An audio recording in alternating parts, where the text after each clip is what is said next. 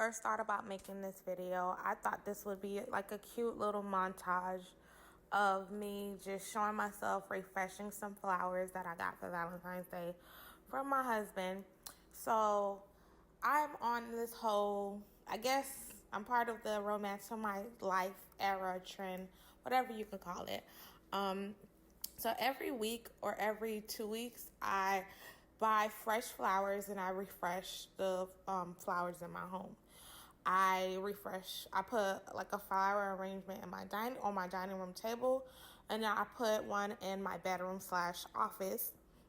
And I actually have two. I have one for my altar and one just on my desk.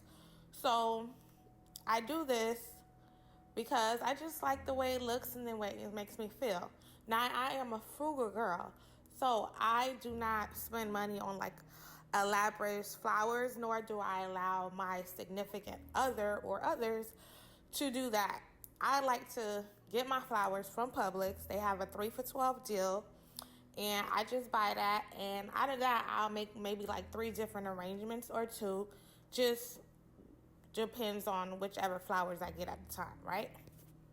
Now, doing this got me to thinking about a conversation that I had with my husband last night after dinner on Valentine's Day. Now, Mars is in Pluto. You know, I'm an astrology girl, so everything is going to have astrology somewhere in the conversation. That's just where I'm at right now with it. Anyway, so like all the astrologers have been talking about how it's an intense time. It can be intense in 2 different ways. So for us, it was an intense conversation, borderline argument, but we were able to circle back and I guess figure out that we were basically been saying the same thing. We just took the long route there. Anyway, we were having a conversation about like relationships, expectations, stuff like that.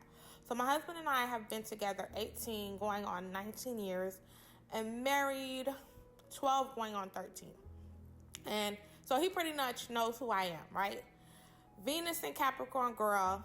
If you know, you know. I'm very much Capricorn sun, but my Venus is also in Capricorn.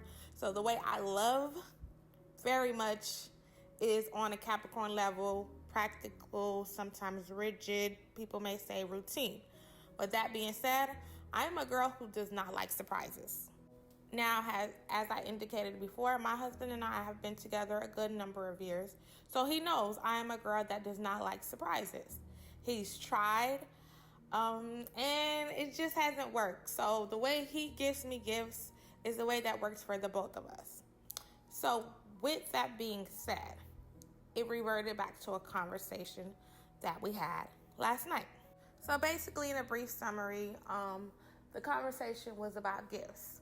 Now, it was a situation where someone got a gift and they got exactly what they wanted, like exactly to the T of everything they wanted.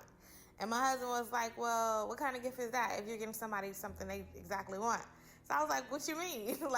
So for me, someone getting me exactly what I asked for is a gift, right?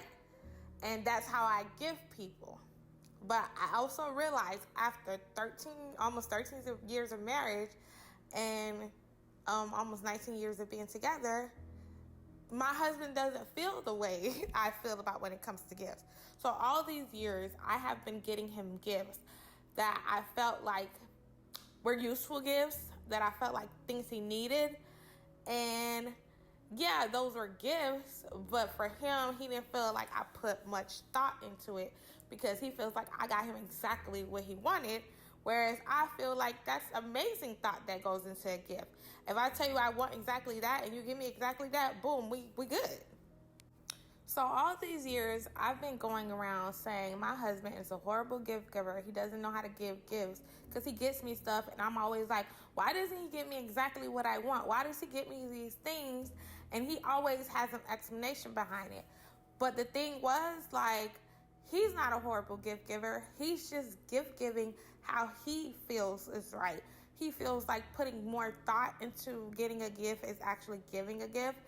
And in a sense, I was a horrible gift giver because here I am getting him things that I've heard him say he wants or he needs, and I just get them and not, in his mind, putting thoughts into it. So I say all that to say that people are ever evolving as individuals. So, of course, relationships are ever evolving, and you can still learn something new after knowing someone for 18 years and being married to them for 12.